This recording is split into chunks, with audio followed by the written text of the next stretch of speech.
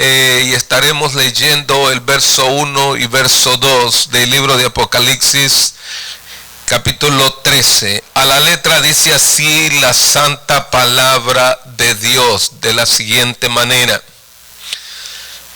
me paré sobre la arena del mar y vi subir del mar una bestia que tenía 7 cabezas y 10 cuernos, y en sus cuernos 10 diademas, y sobre su cabeza un nombre blasfemo. Y la bestia que vi era semejante a ¿qué? A un leopardo, y sus pies como de oso, y su boca como la boca de un león, y el dragón le dio su poder y su trono y grande autoridad. Gracias te damos, Señor, en el nombre de Jesús. Amén. Puede sentarse, puede ocupar su lugar. Efectivamente, en el capítulo 12, haciendo un breve recuento, cuando estudiábamos el capítulo 12, hablábamos y comencé este estudio que duró algunas semanas en el capítulo 12, y si usted logra observar en su Biblia, por favor, los que tienen su Biblia, observe que en su Biblia tiene un subtema, y el subtema que estuvimos tratando es que dice, mi Biblia, quizás alguna de las de ustedes tenga algo otro subtema allí, pero la mía dice la mujer y el dragón. No sé cómo diga la suya. En esto estoy hablando del capítulo 12. Pero ahora que vamos a entrar al capítulo 13, también tiene un subtema. Y este aparece precisamente allí. ¿Y cómo es que dice el subtema que aparece allí? Las dos bestias. O sea que en este capítulo vamos a encontrarnos precisamente tocando el tema de dos bestias, que cada uno de los rostros que aparecen allí y cada una de las figuras que aparecen ahí también tienen una interpretación, y como texto también contiene su contexto. Por lo tanto, hablaremos acerca de ello. Entonces, cuando desglosábamos el capítulo 12, encontrábamos que el dragón, la serpiente antigua, había sido ¿qué? Desterrado del cielo. Pero hay algo interesante que también debemos de tomar en cuenta, que mientras en el cielo hay gozo, hay alegría, porque al enemigo, al acusador de nuestras almas, se le cerró la puerta que pudiese llegar ante el trono de Dios y acusarnos. Pero ahora hay una cosa diferente, que ahora ha sido lanzado a la tierra. Y en la tierra Él va a hacer muchas cosas tremendas. Quiero que nosotros tomemos esto bastante cuidadoso, porque cuando nosotros hablamos en el capítulo 12, se recuerda que cuando Él fue lanzado del cielo, dice, Él cayó al abismo y estuvo atrapado, ¿correcto?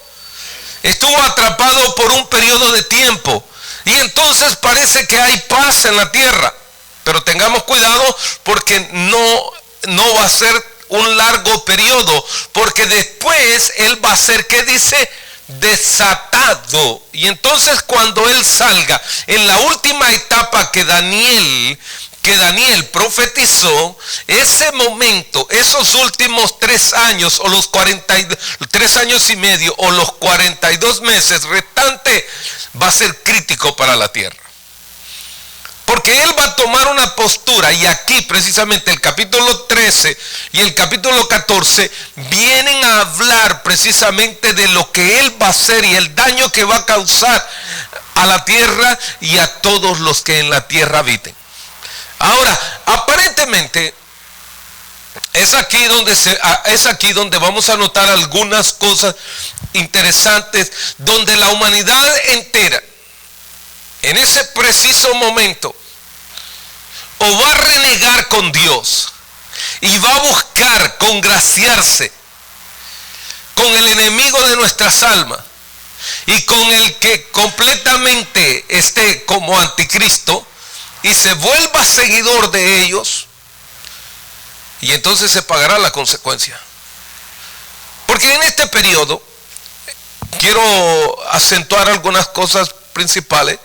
Durante este periodo de tiempo también, acuérdense que están los dos testigos que habíamos ya estudiado anteriormente. ¿Cuántos se recuerdan? Cuando hablamos acerca de que ellos iban a hacer señales, pero también ellos iban a ¿qué? A sufrir. Ahora, y recordemos una cosa, que también ellos iban a caer como mártires y iban a morir. Pero sin embargo el poder y la autoridad de Dios dice que Él les iba a dar vida nuevamente. Y dice la Escritura que entonces el capítulo 12 dice que se oye una voz del cielo que les dice: suban acá, porque les vuelve a dar el soplo de vida. Ahora, todas estas cosas, algunas de estas cosas también vienen a ser tocadas más leves acá, pero que también al mismo tiempo nos van a ayudar a ver otras cosas que en el capítulo 12 no logramos ver. ¿Estamos de acuerdo? Ahora, quiero que iniciemos y nos vamos dando un poco de cuenta de que vamos a hablar acerca de su origen realmente. Vamos a irnos dando cuenta a través de ello. ¿Por qué? Porque si la serpiente antigua o Satanás es lanzada al abismo, cuando es lanzada al abismo, él tiene que buscar a alguien que venga a trabajar con él. Y ese que va a trabajar con él, nosotros le llamamos anticristo. Pero hay varias otras formas también de cómo llamarle. El maligno. También es conocido como el hombre de pecado, el inicuo. Todos esos otros nombres se le son dados a él. Y es más, ese será el falso profeta de los postreros tiempos. Paulatinamente, todo esto es una acumulación durante este periodo. Y hay que tener cuidado, porque en estos días también nosotros, como iglesia, no que no hayan falsos profetas aún en nuestro tiempo. ¿Cómo no? Los hay. Y algunos es lamentable decir que se hacen llamar profetas, pero no tienen ni la más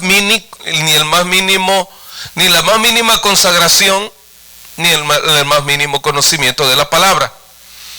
Pero sin embargo lo hacen por ganancias deshonestas, dice la Escritura. Ahora, pero conocer la palabra a nosotros nos ayuda, porque entonces nosotros caminamos por el camino de la verdad y no por el camino del error. Y entonces, por eso es que en Mateo capítulo 24 nos dice: y si es posible, dice, en los postreros tiempos, aún hasta los escogidos se engañará. Entonces quiere decir que paulatinamente nosotros vamos a ir cayendo en ello. Recordemos que cuando este tiempo específicamente empiece a llegar Satanás o el profeta o el hombre inicuo, el anticristo y todo ello, va a tener autoridad. Y entonces él se le va a hacer muy fácil engañarnos. Entonces tengamos cuidado, porque aún en este tiempo en el que vivimos también hay muchos que niegan la verdad. Y aunque conocemos, y voy a entrar ahí un poquito más profundo antes de entrar al desglose del texto, sabemos que la palabra anticristo quiere decir en contra de Cristo. Ahora, y cuando nosotros hablamos de en contra de Cristo es estar en contra de su palabra. Entonces, no es necesario nosotros tomar una posición, porque a veces nosotros pensamos que necesariamente cuando nosotros hablamos de anticristo, lo primero que se nos viene a la cabeza es decir, todo eso ocurrirá en el tiempo postrero. En aquella época, cuando el Señor venga, entonces va a aparecer ¿qué? El anticristo. Mire, anticristo significa en contra de Cristo. ¿Y cuántas veces nosotros nos oponemos a la verdad divina? ¿O nos qué? O nos oponemos a ello. Entonces, cuando nosotros nos oponemos a ello, también debemos de reconocer que estamos en contra de ¿quién? En contra de Cristo. Por eso Pablo le dijo una amonestación muy especial a Timoteo. Allá en el capítulo 3 de 1 Timoteo. Pablo le dijo, mira, cuídate de ti mismo y de la doctrina que enseñas. ¿Por qué? Porque nosotros debemos de cuidarnos. ¿Sabe usted que a veces uno dice, yo sé, yo conozco mucho de Biblia, a mí no hay nadie que me engañe, pero está en el error. Vergüenza nos debería decir que sabemos Biblia. Yo sé que no hay muchos que vayan a decir amén, pero es una realidad. ¿Sabe usted que a veces nosotros decimos que conocemos tanto la Biblia y nosotros estamos enojados con nuestro hermano, no oramos por nuestro hermano, no tenemos comunión con el Señor? Por ejemplo, hay unos que dicen, se enojan con uno porque dice, no, los pastores hablan de diezmos. Y es que los pastores no debíamos de hablar tanto de diezmos, porque si usted conoce la Biblia, ya conoce lo que tiene que hacer, ¿o no? Entonces, ¿por qué entonces nosotros hacemos lo contrario? Y entonces, pero como nosotros decimos conocer la palabra, nosotros estamos en contra, no del pastor, ni de ninguna iglesia, sino en contra de los principios bíblicos. Y al estar en contra de esto, estamos en contra de Dios. Entonces, es ahí donde hace la diferencia cuando nosotros empezamos a conocer la Escritura. Porque si hay algo que redarguye al hombre, es el Espíritu de Dios. Pero ¿estará el Espíritu de Dios en mí? Ya, eso es otra cosa. Porque puede ser que no tengamos el Espíritu de Dios.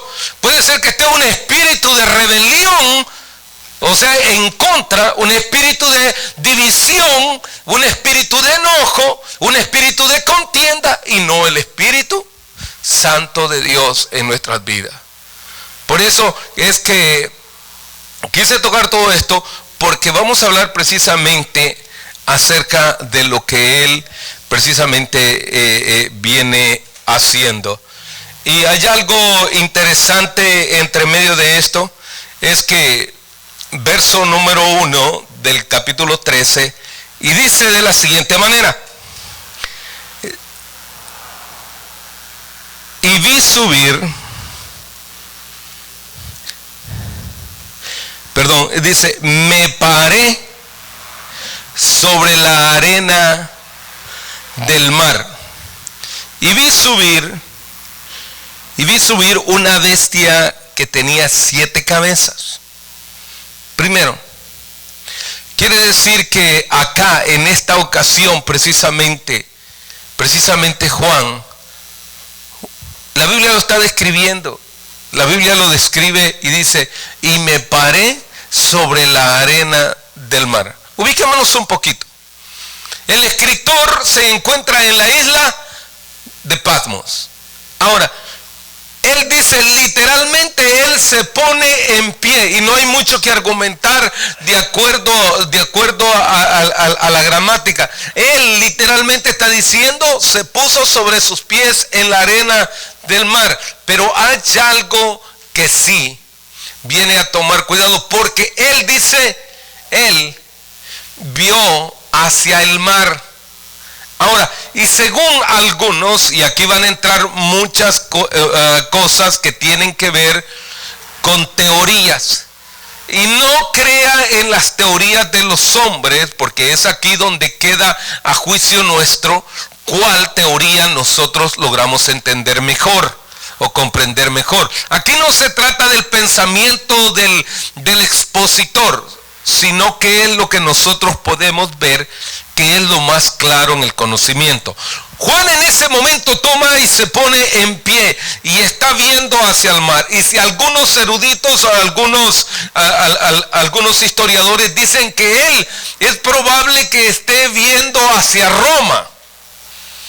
Y es probablemente que está viendo hacia Roma. Pero en ese momento viene la visión cuando él está en pie viendo el mar. Algunos dicen, hay algunos que todavía dicen ahí entre medio de eso que es probablemente que él haya estado cansado. No, pero él no estaba ni cansado, porque para llegar a un momento de esta naturaleza y tener una visión de esta magnitud, hay que estar bien conectados con el Señor para que todas esas imágenes vengan con una claridad tan veraz como él la describe. ¿Por qué? Porque él continúa diciendo: sobre la arena del mar y vi subir una bestia que tenía 7 cabezas. 7 cabezas y 10 cuernos. Pero antes de hablar de las 7 cabezas, quiero decirle algo. Esa palabra que aparece, mar, allí, y vi subir del mar, esa frase utilizada allí, mar, es comparada a multitudes. Esa palabra viene a ser utilizada en el capítulo 17 precisamente, que también viene a hablar de las multitudes que hay, o lenguas o grupos que van a ser engañados. Personas que van a ser engañados y van a ser tomadas y engañadas precisamente por el enemigo. Ahora, pero cuando hablamos y regresamos nuevamente al capítulo 13, y dice: y vi subir una bestia. Cuando hablamos de esto precisamente en la fotografía que usted logra ver allí, es una sola bestia, ¿correcto? Es una sola bestia en la cual nosotros realmente vemos una que tiene precisamente esos siete cuernos, de los cuales, de los 10 cuernos de los cuales se está hablando, juntamente con diademas. Pero precisamente también habla, dice, tenía 7 cabezas, y aparecen diferentes cabezas en este mismo momento. Usted ve el león, ve ahí un oso, ve ahí otros animales que aparecen justamente allí. Pero ahora yo quiero que observe esto también, porque esto tiene que ver con los reinos a través del tiempo, que la semana pasada estuvimos observando. Quisiera que fuéramos allá a la estatua del rey Nabucodonosor. ¿Se acuerda que también allí aparecen los gobiernos del mundo? Y si no mal recuerdo, me recuerdo que está los imperios. Y aparecen los imperios a través de la historia de la iglesia. Y el primero que aparece es el imperio babilónico. ¿Por qué? Porque aparecen los babilónicos dentro de ellos, y aparece el primer imperio, primer rey que aparece dentro de ellos. Aparece el siguiente, el medo persa, y luego sucesivamente hasta que llegamos ¿a qué? Al imperio romano. Y allí precisamente va a suceder algo también que tiene que ver con lo que estamos viendo, porque van a aparecer otros 10 reyes. Y estos reyes eran precisamente de los que hablamos, que al final de la etapa, o al final de la época, van a ser destruidos. Y estos, para dar un paso más adelante, todavía mucho más adelante, estos le van a entregar su reinado al último de ellos. ¿A qué? Al anticristo. Y entonces él va a tener todo dominio. Va a tener todo dominio. Ahora, momento, y usted me preguntará, ¿por qué no dijo poder? Se preguntará, ¿por qué no dijo poder? Porque el poder se lo va a dar Satanás. Porque es Satanás el que le va a dar el poder a este que se va a congraciar con todas las etnias, o con todos los pueblos, o con todas las naciones, y hasta con todos los reyes. Porque los reyes le entregarán a él su reinado. Debido de que parece que él es el que va a tomar todo esto. Y usted va a decir, va tan deprisa. No, le voy dando todo esto porque si hay algunas cosas que no alcance a decirlas, ya al menos ya las mencioné. ¿Estamos? Ok, ahora regresamos nuevamente. Ahora, ¿por qué? ¿Por qué es importante? Usted me dirá, pastor, pero yo ¿por qué tengo que aprender de los babilónicos? ¿Por qué tengo que aprender de los medo-persas? Mire, si lo que yo quiero es aprender de pecado. Yo quiero saber entre el camino bueno y el camino malo. Yo quiero saber que el Espíritu Santo, sí. Sin el Espíritu Santo no hay revelación para el camino correcto de Dios. El hombre de pecado nos engañará a nosotros si el Espíritu de Dios no está en nosotros. Y entonces dice la palabra, según el Evangelio de Mateo, dice, y entonces conoceréis la verdad y la verdad os hará libres. Porque a veces nos convertiremos en impíos que no tenemos discernimiento. Seremos peores que los de Nínive, que no sabían ni de la mano izquierda ni de la mano derecha. Para ellos todo era lo mismo. Pero nosotros para entonces ya sabemos y conocemos que hay un camino de verdad, el cual es regido por Cristo. Y ese camino nos lleva a nosotros a la vida eterna. Amén. Ahí es donde conocemos la diferencia. Ahora, ¿por qué? Y dice, y vi subir del mar una bestia que tenía siete cabezas, 10 cuernos, y en sus cuernos 10 diademas. Y sobre todo dice, y sobre su cabeza un nombre blasfemo.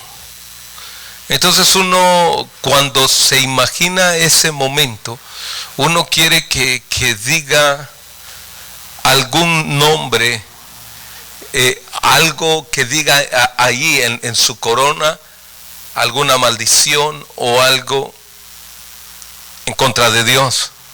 Porque se recuerde, ¿por qué digo esto?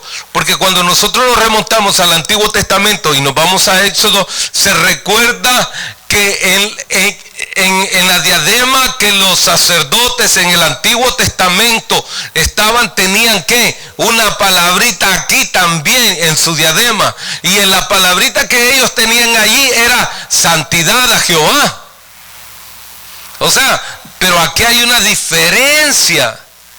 Aquí hay una diferencia, porque el pecado del hombre está tan marcado en el hombre que la Escritura dice, y el árbol por sus frutos se conoce. De tal manera que nosotros muchas veces no necesitamos señalar a nadie que esté en pecado. Nosotros mismos declaramos que estamos en pecado. No hay necesidad de que nadie venga y haga algo similar. Ahora, esas siete cabezas que aparecen ahí, esas son las que tienen que ver con los imperios a través del tiempo. O sea que son los imperios de los cuales ya mencioné a continuación. Pero cuando yo los veo y yo digo, bueno, es tan fácil memorizarlos, hay algunos que se los memorizan muy bien, hay otros que no, pero si usted hace un pequeño ejercicio, le ayudará a memorizarlo, de tal manera que usted va a saber de cuáles son precisamente esos imperios de los cuales se está hablando. Mire, el primero de ellos, y lo voy a hacer así breve para que para que los que saben refresquen su pensamiento y los que no, pues lo aprendamos. Los que no lo sabemos, lo aprendamos. ¿Cuántos dicen amén conmigo? Amén. Ahora, ¿se recuerda usted cuál fue el primer imperio que se llevó cautivo al pueblo de Israel? Se recuerda que Israel estuvo cautivo. ¿A dónde? En Egipto, porque allá murió José. Allá murió José, el hijo de Jacob, y hasta ese momento no era un pueblo. Hasta ese momento había sido una familia que había llegado a Egipto, pero que conforme los días se fue multiplicando, y todo esto aconteció que ellos se multiplicaron en gran manera, y al final el que dice el libro de Éxodo, dice: y Faraón tuvo temor porque ellos se habían multiplicado demasiado y ellos podían ser contra ellos. Entonces ahí ocurre algo. El Señor escoge a un hombre llamado sacado de las aguas, que su nombre es Moisés, y lo saca y lo usa a él. ¿Para qué? Para sacarlo a ellos ¿de dónde? De allá de Egipto, de la esclavitud, y llevarlos a la tierra prometida. Aquella tierra que le había prometido ¿a quién? A Abraham, a Isaac y a Jacob. Ahora todos sus hijos están camino a la tierra prometida. Hubieron siete de las plagas ahí, que ¿cuántos se recuerdan de eso? Y algunas de ellas yo sé que usted me las puede mencionar así sin hacerle un examen. Amén, me dijeron unos por ahí, ¿verdad? Pero hay otros que todavía están dudando. Si no, entonces vamos a tener que ir a estudiar Éxodo más adelante, cuando terminemos acá. Ahora, después de ello, ellos salen y van a la tierra prometida. Pero allá en la tierra prometida ocurrieron grandes cosas. Llegó el primer rey de Israel, el segundo rey de Israel, y luego llegó el tercer rey de Israel, que yo sé que usted se sabe todos los nombres de ellos. Digan amén. Por fe, porque soy un hombre de fe y sé que me van siguiendo los pasos. Ahora, cuando llegamos allí, nos damos cuenta que ahora ya estamos allá en el tercer rey de Israel, pero ahora va a pasar una cosa: el reino se divide.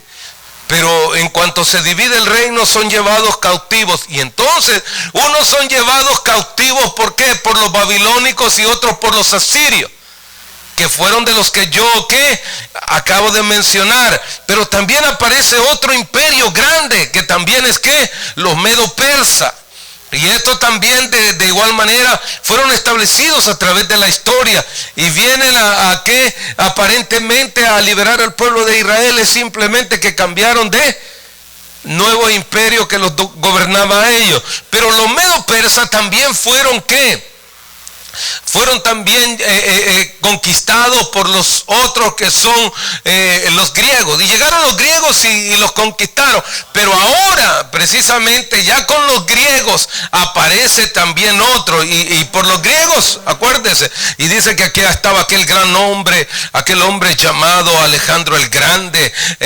Otros, en algunas frases, en otras partes, es conocido como Alejandro Magno. Otros es conocido como uno de los helenizadores. Ya yo sé que hay algunos que están dándose memoria de todo eso. Ahora, pero qué interesante. Pero ahora viene uno que trae un águila. A ver, ahora venía otro pueblo que iba a conquistar a los griegos. Y cuando usted lo ve ahí en las películas que usted está viendo, especialmente cuando usted ve, a ver, ¿cómo se llama esa película? Que ya hasta se me olvidó. ¿Qué dice ¿cómo se llama? El Gladiador. Cuando usted ve Gladiador, por favor, póngale cuidado a la bandera que ellos llevan. Y miren la esfinge que aparece ahí, o la imagen que aparece allí. ¿Cuál es la imagen que ellos llevan ahí? Un águila. Y estos van a conquistar precisamente a los griegos, y los conquistan. Pero de allí enseguida, Roma llega la época donde se encuentra Juancito. Por eso algunos creen que Juan precisamente estaba viendo algo de la historia. No. Y Juan, si ahora se detiene ahí en Apocalipsis, se está deteniendo Juan precisamente porque está viviendo el momento. No. Es que Dios hablando. Porque como Juan, aparte de ver todo ello, precisamente si nosotros lo leemos, dice, tenía 7 cabezas, y cuando nosotros nos vamos dando cuenta, esos son los imperios a través de la historia. Ahora, esos 10 cuernos, si usted logra ver la imagen del rey Nabucodonosor allí, que donde aparecen los imperios, usted se va a dar cuenta,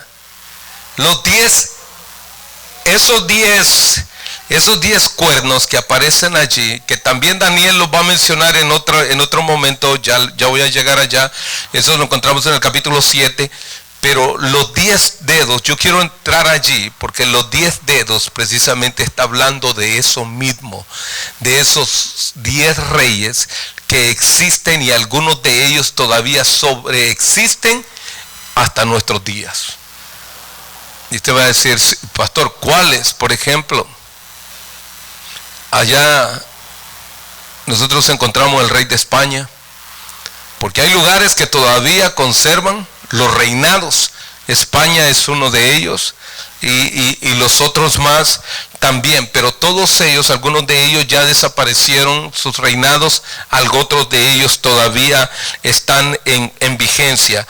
Pero para que nos demos una idea de todo esto también que tiene que ver, ahora sí, vamos a ir al capítulo 7 de Daniel, si usted gusta ir conmigo, y me da usted una oportunidad de poder también verlo, si me da un momentito.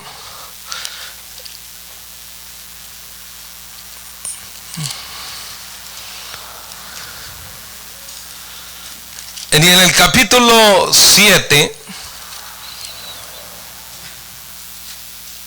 y en el verso 2 dice así: Daniel dijo, miraba yo en mi visión de noche, y he aquí que los 4 vientos del cielo combatían en el gran mar. Verso 3, y 4 bestias grandes, diferentes la una de la otra, subían del mar. Ahora, yo quiero que observe allí dice, y esta es la visión de Daniel, y dice que subían 4, una, y va a continuar diciendo, la primera era como león y tenía alas de águila. Dice, yo estaba mirando hasta que sus alas fueron arrancadas y fue levantada del suelo, y se puso, y está sobre los pies a manera de hombre, y le fue dado corazón de hombre. Y aquí otra segunda bestia, semejante a ¿qué? A un oso también. Ahora, tenía en su boca 3 costillas entre los dientes, y fue dicho así: levántate y devora mucha carne. Después de esto miré, y he aquí otra semejante a un ¿qué?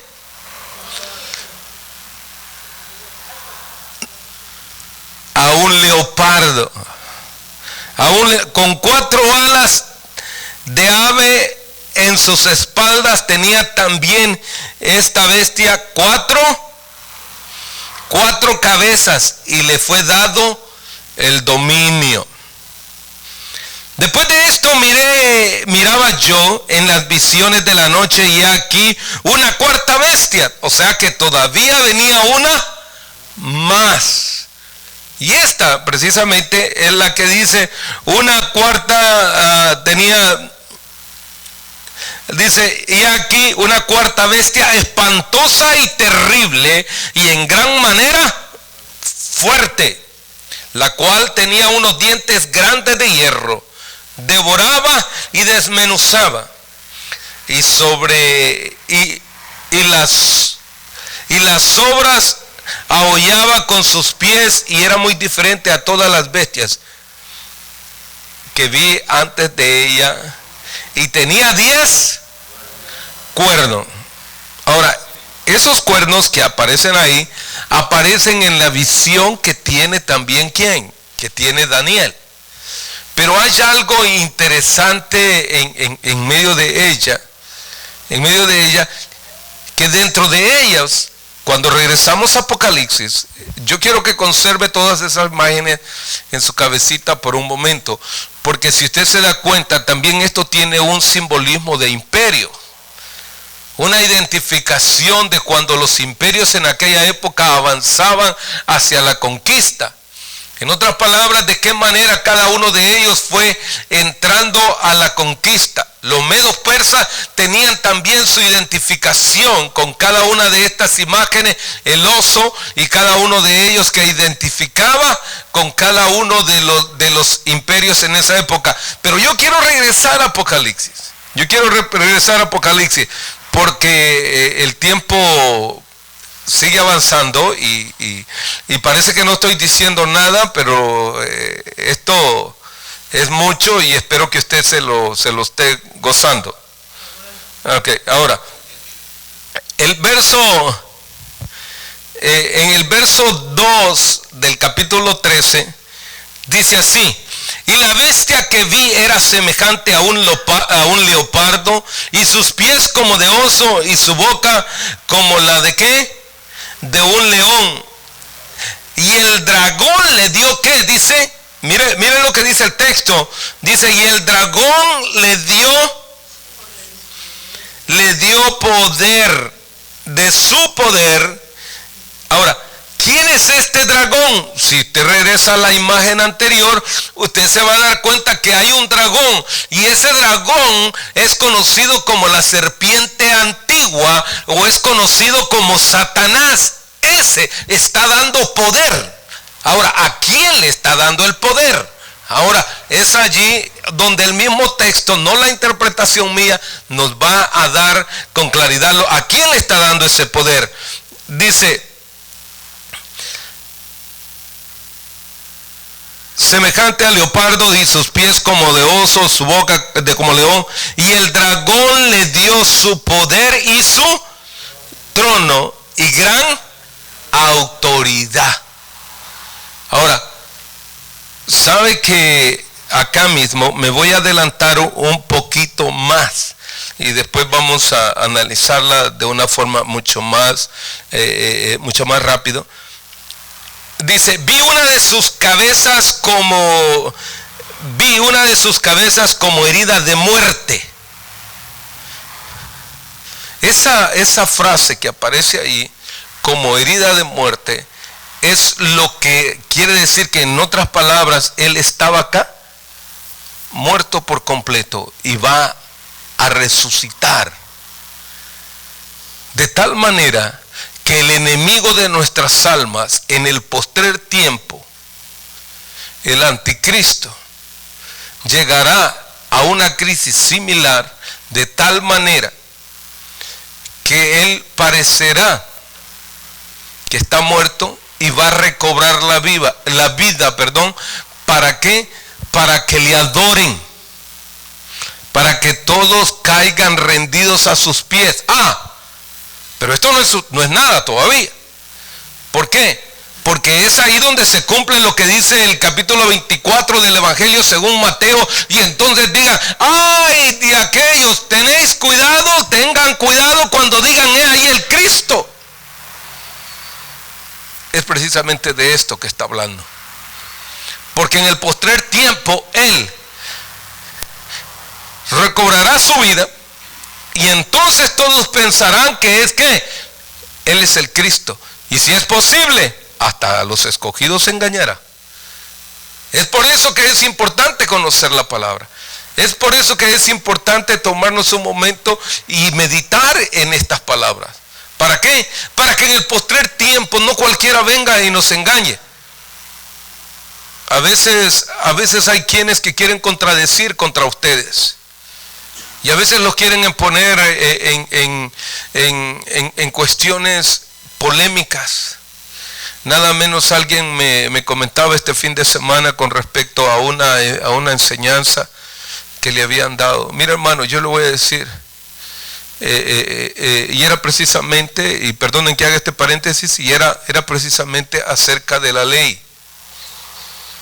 Hermano querido, hermana querida, nosotros estamos en la dispensación de la gracia. Cuando alguien dice que está bajo la ley, hay frases bíblicas muy sencillas. Dice que el que infringe la ley en lo más pequeño, ya la violó toda. Y de acuerdo a la ley dice, alma que pecare, esa ciertamente morirá. Por eso es que hay que saber conocer los textos. La persona nomás viene, lo acusa a usted, porque sé que hay algunos que dicen, pero a ustedes no les enseñan Biblia. ¿Cómo no, hermano? Mire, si jóvenes y adultos deberíamos de estar aquí esta noche, escuchando esto. Porque esto es conocer Biblia. Mañana pasado me van a decir, pues ya no hay nadie quien enseñe. Pues enseñe usted, para eso aprendió. Díganme, por lo menos, ¿no? ¿Qué? ¿Por qué? Porque es importante conocer esto, porque por eso es que se levanta cada uno de ellos con un pensamiento ni con un fundamento bíblico, y le van a decir a usted que por qué no guarda esto, que por qué no guarda lo otro, que la fiesta, que los días, que la noche, que por qué no guarda todas esas cosas. Verdaderamente, lo que nosotros debemos de guardarnos es del pecado, porque sin santidad nadie verá al Señor. Por eso es que hablo de esto, haciendo ese paréntesis, porque es muy importante que nosotros nos demos cuenta. No porque, mire, a veces uno cree que, bueno, dice, yo soy el diácono de la iglesia, yo de seguro ya tengo el boleto ganado directo allá al cielo. No hay nada que me detenga. El otro dice, yo soy el que toco, yo soy el que toco esto, toco lo otro en la iglesia, y a veces hasta toca de más, porque toca cosas que no debe de tocar, ¿verdad? Pero toca de todo. Pero toca el pecado. Y cree que porque está tocando, muchos creen que porque ministran en el altar, ya tienen el boleto y el pasaje directo. No, señor. Esto no es por obras para que nadie se gloríe. Porque a veces nosotros creemos, bueno, porque yo soy el que predico. No, ni porque predico. No vaya a ser que al final yo venga a ser reprobado. Aquí se trata de que todos, el que ministra, el diácono, el que canta y el que predica, también debe de cuidarse y no practicar doctrinas equivocadas. ¿Por qué? Porque al diablo no le presta gana para engañarnos a nosotros. Y hay otros que se prestan para engañarnos a nosotros también. ¿Ok? Es que no tengamos de todo ello cuidado. Nomás déjeme decirle una cosita más todavía al respecto. Dice, y el dragón le dio su poder, o sea que él le cedió su autoridad. Ahora, le dio su poder y su trono y su grande autoridad. Y vi una de sus cabezas como herida de muerte, pero su herida mortal fue ¿qué? Sanada. Y se maravilló toda la tierra en pos de ¿quién? De la bestia.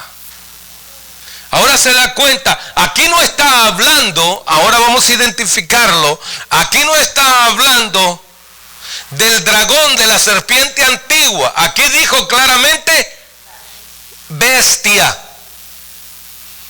Ahora, y usted me dirá, ¿por qué bestia le dicen al hombre? Es que el hombre sin Cristo viene a hacer cosas similares. Viene a hacer cosas que la próxima semana las describiremos un poquito más. Por lo tanto, quedémonos ahí y volvemos la próxima semana. ¿Por qué no nos ponemos en pie y le damos gracias a Dios?